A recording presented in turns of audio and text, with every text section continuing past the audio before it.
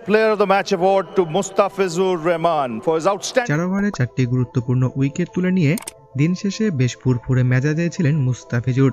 তাই তো ম্যাচ শেষে ক্যামেরাম্যানের ফোকাসটাও ছিল মুস্তাফিজের উপর।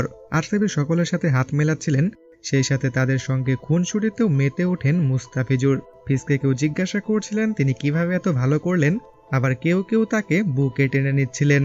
ম্যাচ হারলেও ফিজে মন খারাপ নেই স্বয়ং বিরাট কোহলিরও। ম্যাচ পরবর্তী প্রেজেন্টেশনে গতকাল 2বার ডাকা হয় মুস্তাফিজুরকে। 2টি ম্যাচ সেরা পুরস্কার পান মুস্তাফিজুর। এখানে থাকা সকল সদস্যরাও ছিলেন মুস্তাফিজে হ্যাপি। এ সময় অবশ্য মুস্তাফিজুরকে কিছু জিজ্ঞাসা করা হয়নি। রবি শাস্ত্রী চাইলে মুস্তাফিজুরকে বাংলাতে 2 লাইন বলার সুযোগ করে দিতে পারত, যেমনটা করেছিলেন সানরাইজার্স হায়দ্রাবাদে মুস্তাফিজ থাকাকালীন রমিজ রাজা। এ সময় ফিজ বলেছিলেন, সবাইকে অনেক ধন্যবাদ, গেমটা অনেক ভালো হয়েছে, সবাই অনেক এনজয় করছেন। যাই হোক, মুস্তাফিজকে আরও একবার ম্যান অব দ্য ম্যাচের পুরস্কার নিতে দেখে